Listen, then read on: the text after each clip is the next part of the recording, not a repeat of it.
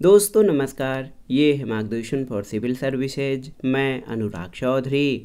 दोस्तों, भारतीय इतिहास के महत्वपूर्ण प्रश्नों के अध्ययन के क्रम में इस वीडियो में प्रस्तुत है मध्यकालीन भारत के इतिहास के अंतर्गत मध्यकालीन क्षेत्रीय राज्यों से संबंधित महत्वपूर्ण प्रश्नों का भाग 1, जो आपके आगामी परीक्षाओं के लिए बहुत ही उपयोगी है। तो आइए शुरू करते हैं आज का वीडियो।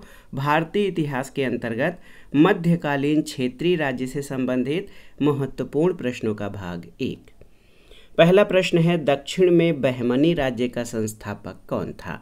ऑप्शन है आपके अलाउद्दीन बहमन, ताजुद्दीन फिरोज, महमूद गवां या मोहम्मद शाह प्रथम। तो सही उत्तर ऑप्शन ए, अलाउद्दीन बहमन। दोस्तों, दक्षिण भारत में बहमनी राज्य का संस्थापक अलाउद्दीन बहमन था। हसन गंगू 1347 में सुल्तान अबुल मुजफ्फर अलाउद्दीन बहमन शाह की उपाधि के साथ गद्दी पर बैठा और इसी के साथ दक्षिण में पृथक बहमनी राज्य की स्थापना का कार्य संपन्न हुआ। दोस्तों, बहमन शाह ने अपनी राजधानी गुलबर्गा बनाई और इसका राज्याभिषेक इसके गुरु सिराजुद्दीन जुनैदी द्वारा किया गया और इसने मिस्र के खलीफा से मान्यता प्राप्त की और द्वितीय सिकंदर की उपाधि धारण की। तो याद रखिएगा, दक्षिण भारत में बहमनी राज्य का संस्थापक अलाउद्दीन बहमन शाह था।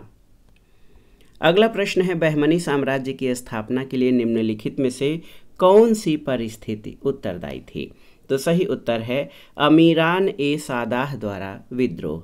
दोस्तों, आप जान लीजिए कि दक्कन के अमीरान सादाह के विद्रोह के परिणाम स्वरूप मोहम्मद बिन तुगलक के शासनकाल के अंतिम दिनों में बहमनी साम्राज्य की स्थापना हुई। जफर खां, जिसका नाम हसन गंगू था, 1347 से 1358, ये एक सरदार था। इसने अलाउद्दीन हसन बहमन शाह की उपाधि धारण कर 1347 में सिंहासनारूढ़ हुआ और बहमनी साम्राज्य की नींव डाली थी। अगला प्रश्न है, अलाउद्दीन का वास्तविक नाम क्या था? आपसे पूछा गया है। ऑप्शन है हसन देव, हसन गंगू, अहमद शाह या ताजदार। तो सही उत्तर ऑप्शन बी, हसन गंगू। दोस्तों, दक्कन के अमीरान सादाह के विद्रोह के परिणाम स्वरूप मोहम्मद बिन तुगलक के शासनकाल के अंतिम दिनों में बहमनी साम्राज्य की स्थापना हुई। जफर खां यानी हसन गंगू 1347 से 1358 तक एक सरदार अलाउद्दीन हसन बहमन शाह की उपाधि के धारण करके 1347 में सिंहासनारूढ़ हुआ और बहमनी साम्राज्य की नींव डाली। उसने गुलबर्गा को अपनी नव संस्थापित साम्राज्य की राजधानी बनाया और एहसानाबाद उसका नाम रखा। अपने साम्राज्य के शासन के लिए उसने इसे 4 तरफों अथवा प्रांतों में विभाजित किया: गुलबर्गा, दौलताबाद, बरार और बीदर। प्रत्येक प्रांत एक शासक के अधीन था। गुलबर्गा का प्रांत सबसे महत्वपूर्ण था, इसमें बीजापुर भी शामिल था। दक्षिण के हिंदू शासकों को उसने अपने अधीन किया और अपने अनुयायियों को पद और जागीर प्रदान करने की नई प्रथा प्रारंभ की। उसने हिंदुओं से न जजिया कर न लेने का आदेश दिया था। अगला प्रश्न है, कौन सा प्रांत बहमनी राज्य में शामिल नहीं था? दोआब, बीजापुर, अहमदनगर और बरार। तो सही उत्तर दोआब जो है ये बहमनी प्रांत में शामिल नहीं था। दोआब बहमनी राज्य में शामिल नहीं था। इसे रायचूर दोआब भी कहते हैं। ये कृष्णा और तुंगभद्रा नदियों के बीच का क्षेत्र था। इस पर अधिकार को लेकर बहमनी और विजयनगर साम्राज्य के बीच निरंतर संघर्ष हुए। 25 जनवरी 1565 को विजयनगर और बहमनी के बीच प्रसिद्ध तालीकोटा युद्ध हुआ और इस युद्ध में विजयनगर का प्रधानमंत्री राम राय मारा गया। इस युद्ध में विजयनगर साम्राज्य को तहस नहस कर दिया गया था। तो याद रखिएगा, 25 जनवरी 1565 को तालीकोटा युद्ध विजयनगर और बहमनी साम्राज्य के बीच हुआ था। अगला प्रश्न है, किस यूरोपीय यात्री ने बहमनी राज्य का वर्णन किया है? तो सही उत्तर है निकितन। रूसी यात्री और घोड़ों का व्यापारी एथेनेसियस निकितन ने बहमनी साम्राज्य की यात्रा की। अपने यात्रा वृत्तांत में बहमनी राज दरबार, सेना और सामाजिक दशा का वर्णन किया है। देखिए, निकितन एक रूसी यात्री था। इसने बहमनी साम्राज्य की यात्रा की थी। निकोलो कोंटी इटली का यात्री था, जो विजयनगर आने वाला सबसे पहला विदेशी यात्री था। वो देवराय प्रथम के शासनकाल में सपत्नी यहाँ पहुँचा था। दुआर्ते बारबोसा ने कृष्णदेवराय के शासनकाल में विजयनगर की यात्रा की। और मार्को पोलो जो कि इटली का था, मध्यकालीन यात्रियों का राजकुमार कहा जाता है। अगला प्रश्न है, मलिक अंबर किस राज्य का वजीर था, आपको बताना है। तो सही उत्तर अहमदनगर का। मलिक अंबर अबिसिनियाई मूल का दास था। उन्नति करते करते अहमदनगर के वजीर के पद पर पहुंच गया। 1601 से 1602 ईस्वी में उसने दक्षिण पूर्वी बरार में मुगल सेना को परास्त कर अपनी धाक जमा ली। यद्यपि अकबर ने अहमदनगर पर अधिकार कर लिया था, फिर भी उसकी मृत्यु के पश्चात उसने खोए हुए प्रदेश छीनकर अहमदनगर को शक्तिशाली राज्य के रूप में पैदा कर दिया था। मलिक अंबर ने मराठों की सहायता से छापामार युद्ध के लिए एक कुशल सेना तैयार किया। जहांगीर ने 1608 से 10 के मध्य अब्दुल रहीम और शाहजादा परवेज को मलिक अंबर के विरुद्ध भेजा, परंतु वे सफल नहीं हुए। 1617 में शहजादा खुर्रम ने मलिक अंबर को संधि करने पर बाध्य कर दिया और इस उपलब्धि पर जहांगीर ने खुर्रम को शाहजहां की उपाधि दी थी। अगला प्रश्न है, निम्नलिखित में से किस दक्षिण मुस्लिम राज्य के अमीरों ने प्रथम बार मराठों को छापामार युद्ध पद्धति के लिए प्रशिक्षित किया था। ऑप्शन है अहमदनगर के मलिक अंबर, गोलकुंडा के मीर जुमला, गोलकुंडा के मदन्ना या फिर बीजापुर के अफजल खां। सही उत्तर अहमदनगर के मलिक अंबर। दोस्तों, अहमदनगर के मलिक अंबर ने प्रथम बार मराठों को छापामार युद्ध पद्धति के लिए प्रशिक्षित किया। यही छापामार युद्ध पद्धति कालांतर में मराठों के सफलता का पर्याय बनी। मलिक अंबर एक अबिसिनियाई दास था। कासिम ख्वाजा नामक व्यक्ति ने उन्हें बगदाद से खरीदा था। ख्वाजा ने अहमदनगर के शासक मुर्तजा निजाम शाह की योग्य मंत्री मीरन दबीर चंगेज खां के हाथों मलिक अंबर को बेच दिया। मलिक अंबर के बाद उसका पुत्र फतेह खां अहमदनगर का वजीर नियुक्त हुआ था। अगला प्रश्न है, कश्मीरी कवि कल्हड़ ने राजतरंगड़ी ग्रंथ किसके शासनकाल में पूरा किया था। तो सही उत्तर जय सिंह के। कश्मीर का इतिहास क्रमबद्ध और व्यवस्थित रूप से मिलता है। इसका श्रेय कल्हड़ कृत राजतरंगड़ी को जाता है। कल्हड़ ने राजतरंगड़ी को लोहार वंश के शासक जय सिंह के शासनकाल में पूरा किया था। कल्हड़ कृत राजतरंगड़ी में कुल 8 तरंग यानी 8 भाग हैं। इसके प्रथम 3 तरंगों में प्राचीन काल के कश्मीर का वर्णन है। इसके चौथे से छठे तरंग में कारकोट और उत्पल वंश का इतिहास है। 7वें और 8वें तरंग में लोहार वंश का इतिहास है। और राजतरंगड़ी को भारत की प्रथम व्यवस्थित रूप से या कालानुक्रम से लिखी गई इतिहास पुस्तक कहा जाता है। अगला प्रश्न है, सूची 1 का सूची 2 से मिलान करना है और दिए गए कोड से सही उत्तर का चयन करना है। खानदेश, तो खानदेश पर फारूकी वंश का शासन था। बरार पर इमाद शाही राजवंश। बीजापुर आदिल शाही राजवंश के अधीन था। गोलकुंडा कुतुब शाही और बीदर ये बरीद शाही। तो सही मिलान 2, 1, 3, 4, 5। तो यहाँ पर सही उत्तर ऑप्शन बी हो जाएगा। आप देख सकते हैं दोस्तों, राज्य और राजवंश, तो खानदेश पर फारूकी वंश, बरार पर इमाद शाही वंश, बीजापुर पर आदिल शाही वंश, गोलकुंडा पर कुतुब शाही और बीदर पर बरीद शाही वंश शासन करता था। अगला प्रश्न भी सूची 1 का सूची 2 से सुमेलन करना है और दिए गए कोड से सही उत्तर का चयन करना है। राज्य और संस्थापक, देखिए बहुत ही महत्वपूर्ण प्रश्न है। बीदर अमीर अली बरीद, अहमदनगर का मलिक अहमद, बीजापुर का यूसुफ आदिल शाह और गोलकुंडा की स्थापना कुली कुतुब शाह के द्वारा की गई थी। तो यहाँ पर अगर आप मिलान करेंगे तो सही मिलान हो जाएगा 3, 4, 1, 2। 3, 4, 1, 2 यहाँ पर आप देख सकते हैं ऑप्शन डी आपका सही उत्तर हो जाएगा। दोस्तों, बरार राजवंश का संस्थापक फतह उल्लाह इमाद था। गोल गुंबद का निर्माण मोहम्मद आदिल शाह ने करवाया था और उदार दृष्टिकोण के कारण इब्राहिम आदिल शाह द्वितीय की प्रजा उसे जगत गुरु या अबला बाबा या निर्धनों का मित्र कहती थी। अहमदनगर के सुल्तानों में बुरहान निजाम शाह पहला शासक था जिसने निजाम शाह की उपाधि धारण की थी। अगला प्रश्न है दोस्तों, अपने पतन के पश्चात बहमनी साम्राज्य 5 भागों में विभाजित हुआ, इनमें से कौन उसमें नहीं था। गोलकुंडा के कुतुब शाही, बीजापुर के आदिल शाही, खानदेश के खान शाही या बीदर के बरीद शाही। तो सही उत्तर खानदेश के खान शाही इसमें शामिल नहीं था। शिहाबुद्दीन महमूद शाह के समय बहमनी साम्राज्य के विखंडन की प्रक्रिया प्रारंभ हुई, जो अंततः बहमनी राज्य के नाम मात्र के सुल्तान खलीमुल्लाह के 1538 में मृत्यु के पश्चात बहमनी राज्य पूर्ण रूप से 5 स्वतंत्र राज्यों में विखंडित हो गया। बीजापुर का आदिल शाही वंश, गोलकुंडा का कुतुब शाही वंश, अहमदनगर का निजाम शाही वंश, बरार का इमाद शाही वंश और बीदर के बरीद शाही वंश में। अगला प्रश्न है, बीदर का संस्थापक कौन था? तो सही उत्तर है अली बरीद। बहमनी के शासक शिहाबुद्दीन महमूद 1482 से 1518 के शासनकाल में प्रांतीय तरफदारों ने या जो प्रांतीय शासक थे उन्होंने अपनी स्वतंत्रता घोषित करना प्रारंभ किया था।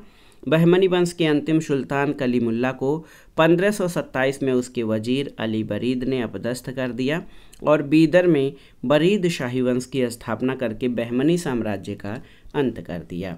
1489 में यूसुफ आदिल शाह ने बीजापुर राज्य की स्थापना करके आदिल शाही वंश की स्थापना की। मलिक अहमद ने निजाम शाह की उपाधि के साथ 1490 में अहमदनगर में निजाम शाही वंश की स्थापना की। 1490 में फतहुल्लाह इमाद शाह ने बरार में इमाद शाही वंश की स्थापना की और 1512 में कुतुब शाह ने गोलकुंडा में कुतुब शाही वंश की स्थापना की थी। अगला प्रश्न है, मुस्लिम साम्राज्य गोलकुंडा किस प्राचीन हिंदू राज्य के खंडहरों पर निर्मित हुआ था? ऑप्शन है देवगिरी, द्वार समुद्र, वारंगल या कांची। तो सही उत्तर वारंगल। गोलकुंडा का मुस्लिम राज्य वारंगल के पुराने हिंदू राज्य के खंडहरों पर स्थापित हुआ। गोलकुंडा के कुतुब शाही वंश का संस्थापक कुली कुतुब शाह था, जो कि एक तुर्की दास था। अगला प्रश्न है, विश्व का सबसे बड़ा मकबरा गोल गुंबद किस राज्य में स्थित है? तो आप जानते हैं ये कर्नाटक में स्थित है। मोहम्मद आदिल शाह 1627 से 1657 का मकबरा गोल गुंबद के नाम से विख्यात है। ये कर्नाटक तत्कालीन बीजापुर राज्य में स्थित है। बीजापुर का गोल गुंबद का बाह्य भाग देखने से एक प्याले की भांति लगता है। गोल गुंबद भारत का ही नहीं वरन विश्व का सबसे बड़ा गुंबद है और गोल गुंबद तुर्की और ईरानी स्थापत्य कला से प्रेरित था। अगला प्रश्न है, बहमनी साम्राज्य और विजयनगर साम्राज्य के मध्य शत्रुता से संबंधित कौन सा विवादग्रस्त क्षेत्र था? ऑप्शन है तेलंगाना, गोवा, मुदगल का दुर्ग या रायचूर दोआब। तो सही उत्तर रायचूर दोआब। दोस्तों, दोआब बहमनी राज्य में शामिल नहीं था, इसे रायचूर दोआब भी कहते हैं। ये कृष्णा और तुंगभद्रा नदियों के बीच का क्षेत्र था और अत्यधिक उपजाऊ होने के कारण इस पर अधिकार को लेकर बहमनी और विजयनगर साम्राज्य के बीच निरंतर संघर्ष होते थे। अगला प्रश्न है, बहमनी साम्राज्य में अफाकी लोग कौन थे? आपको बताना है। तो सही उत्तर है अफाकी लोग ईरान, इराक, तुर्की और अरब देशों से आए मुसलमान अप्रवासी थे। अफाकी का अर्थ है सार्वभौमिक। बहमनी सुल्तान ताजुद्दीन फिरोज द्वारा पश्चिम एशियाई देशों जैसे इराक, ईरान और अरब देशों से विदेशी मुसलमानों या अफाकियों को बहमनी साम्राज्य में आकर अस्थायी रूप से बसने के लिए प्रोत्साहित किया, जिसके परिणामस्वरूप बहमनी अमीर वर्ग अफाकी और दक्कनी गुटों में विभाजित हो गए। ये दलबंदी बहमनी साम्राज्य के पतन और विघटन का मुख्य कारण सिद्ध हुआ। अगला प्रश्न है, विजयनगर के किस शासक ने अपनी सेना में मुसलमानों को नियुक्त करने की नीति आरंभ किया था? ऑप्शन है देवराय द्वितीय, हरिहर प्रथम, कृष्णदेवराय या तिरुमल ने। तो सही उत्तर देवराय द्वितीय ने। विजयनगर की सेनाओं को बहमनी फौज से इतनी बार पराजित होना पड़ा कि देवराय द्वितीय को अंत में अपने सरदारों की परिषद में इस विषय पर विचार करना पड़ा और परिणाम स्वरूप मुसलमानों को सेना में भर्ती की गई और उन्हें अपना धर्म मानने की आज़ादी दी गई।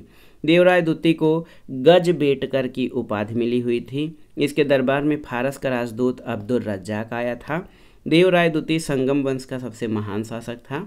देवराय द्वितीय ने लिंगायत धर्मावलंबी मंत्री लक्कन्ना या लखम को दक्षिणी सागर का स्वामी नियुक्त किया।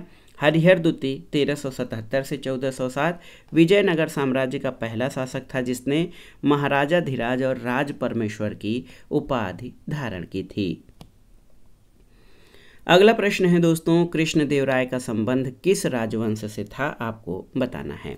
सुलुव, संगम, तुलुव या उपर्युक्त में से कोई नहीं। तो आप जानते हैं कृष्णदेव राय का संबंध तुलु राजवंश से था। तुलु राजवंश विजयनगर का तीसरा राजवंश था। इसकी स्थापना वीर नरसिंह ने 1505 से 1509 के बीच में की थी, 1505 में की थी। तुलु वंश के कुल 6 शासकों ने 60 वर्ष तक शासन किया। कृष्णदेव राय केवल तुलु वंश का ही नहीं बल्कि विजयनगर साम्राज्य का महानतम शासक था। सदाशिव तुलु वंश का अंतिम शासक था। अगला प्रश्न है, इतालवी यात्री पेश कहते हैं वह एक महान शासक और अत्यंत न्यायप्रिय व्यक्ति है, परंतु एकाएक क्रोध के दौरों का शिकार हो जाता है। उक्त वक्तव्य विजयनगर के किस शासक से संबंधित है? ऑप्शन है देवराय प्रथम, देवराय द्वितीय, कृष्णदेव राय या वेंकट द्वितीय। तो सही उत्तर कृष्णदेव राय। कृष्णदेव राय का समयकाल 1509 से 1529 ईस्वी। ये विजयनगर का महानतम शासक था। बाबर ने अपनी आत्मकथा में कृष्णदेव राय को भारत का सर्वाधिक शक्तिशाली शासक कहा था। इतालवी यात्री पेश के अनुसार वह एक महान शासक और अत्यंत न्यायप्रिय व्यक्ति है, परंतु एकाएक क्रोध के दौरों का शिकार हो जाता है। वेनिस यानी इटली के निवासी निकोलो कोंटी विजयनगर आने वाला प्रथम विदेशी यात्री था। वो देवराय प्रथम के समय सपत्नीक आया था। अब्दुल रज्जाक ईरान का निवासी था जो देवराय द्वितीय के समय विजयनगर आया।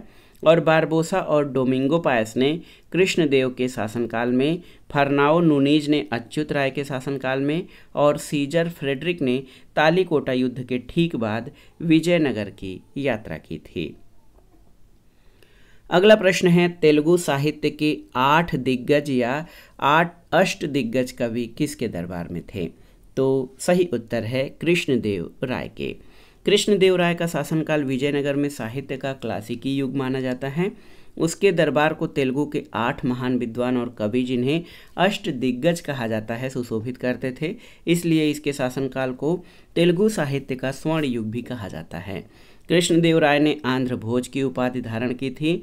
अष्ट दिग्गज तेलुगु कवियों में पेड्डाना सर्वप्रमुख था, जो संस्कृत और तेलुगु दोनों भाषाओं का ज्ञाता था। उसकी प्रमुख रचनाएं स्वारोचित संभव और मनुचरित हैं। कृष्णदेव राय स्वयं एक उत्कृष्ट कवि और लेखक थे। उनकी प्रमुख रचना अमुक्त माल्यद थी, जो तेलुगु भाषा के 5 महाकाव्यों में से एक है। इसके अतिरिक्त कृष्णदेव राय को कला और निर्माण कार्य में भी रुचि थी। कृष्णदेव राय ने नागलपुर नामक नगर की स्थापना की। उसके समय में पुर्तगाली यात्री डोमिंगो पायस ने विजयनगर साम्राज्य की यात्रा की थी। बाबर ने अपनी आत्मकथा में कृष्णदेव राय को भारत का सबसे शक्तिशाली शासक बताया है। अगला प्रश्न है, विजयनगर के कृष्णदेव राय का राजकवि कौन था? तो सही उत्तर अलसद्दी पेदन्ना। विजयनगर के कृष्णदेव राय का राजकवि अलसन्नी पेदन्ना था। आंध्र कविता का पितामह जिसे कहा जाता है। इसकी रचना, जो कि प्रसिद्ध रचना मनु चरित्र है। इसके अलावा आप जान लीजिए कि स्वारोचित संभव भी पेदन्ना की महत्वपूर्ण कृति है। अगला प्रश्न है, विजयनगर का प्रसिद्ध हजारा मंदिर किसके शासनकाल में निर्मित हुआ था? तो सही उत्तर कृष्णदेव राय के। दोस्तों, विजयनगर का प्रसिद्ध हजारा मंदिर कृष्णदेव राय द्वारा अपने शासनकाल के दौरान बनवाया गया।